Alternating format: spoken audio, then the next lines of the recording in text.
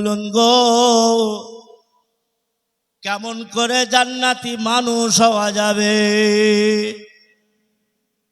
জান্নাতি মানুষ হতে গেলে কি করতে হবে, কি করণীয়, কি হতে হবে, কেমন হতে হবে? লম্বা জামা গায়ে দিলে কি হয়? লম্বা দাড়ি ছেড়ে দিলে কি হয়? নামটা মুসলমানের রাখলে কি হয়? এখন আপনি বলুন কিভাবে করতে হয়?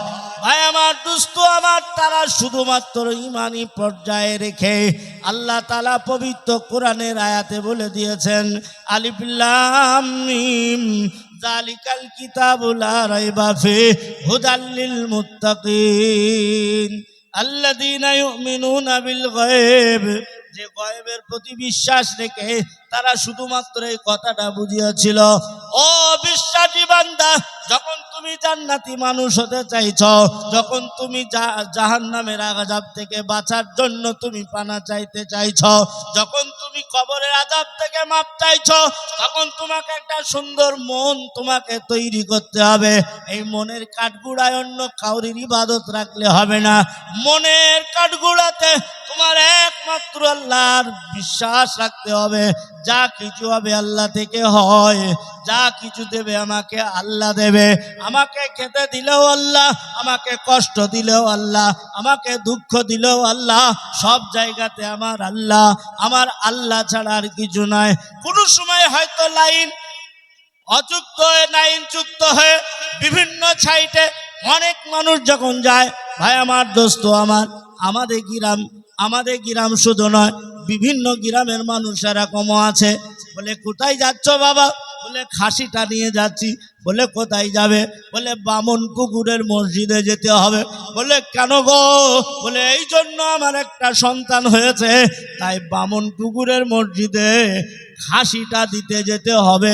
তার মানে আল্লাহ বামন পুকুরের মসজিদে আছে, বুকা তোর মসজিদে কি আল্লাহ নেই?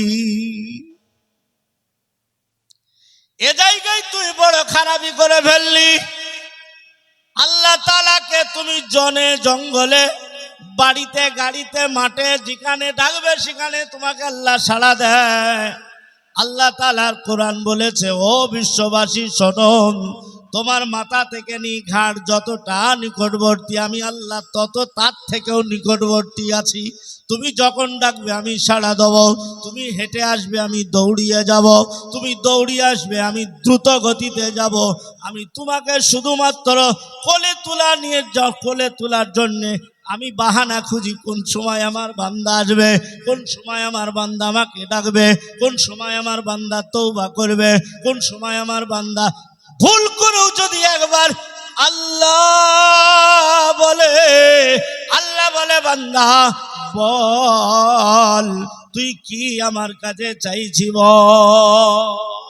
ভাই আমার, দুস্থ আমার, মানুষে ছিলে তাই জান্নাতি মানুষ হতে গেলে এই জিনিসগুলো প্রয়োজন। সুন্দর একটা মন তোমাকে তৈরি করতে হবে। আল্লাহকে এক বলে মেনে নিতে হবে, না দেখে আল্লাহকে মানতে হবে। তুমি কি মানতে পারবে? আমরা তো নগদে বিশ্বাসী বাবা, তাই না? নগদ দিলে সেখানে আছি, ধার হলে সেখানে নেই। বলে মোল সাহেবরা নামাজ পড়তে বলে, নামাজ পড়ে শুধু হেঁটোয় হাত দিয়া আর মাটিতে সেজদা দেওয়া, ওখানে কোনো সময় তো কিছু পাওয়া যায় না। কত সেজদা দিলাম, কত হেঁটোতে হাত দিয়ে উপরে হলাম, কোনো জায়গায় কিছু পেলাম না। কিন্তু একটা হাত ও পানিতে ডুব মারে, মাথাটা নিচু করে, আর মাথাটা নিচু করে কুকুর কুকুর করে খুঁজে খুঁজে গুগলিও একটা পায়। ও মুসলমান, বলো তুমি মাথাটা নিচু করে কি পেলে বলো? মহতারাম বুজুর্গ দোস্ত, আল্লাহ বলে, ও বিশ্ববাসী শুনে লও, সব থেকে আমার নিকটবর্তী হওয়ার তুমি ওই সময় হবে যে সময় তুমি নামাজরত অবস্থাতে থাকো। আর নামাজ অবস্থাতে থেকে যখন তুমি সেজদায় যাও, আর সেজদায় কি বলো?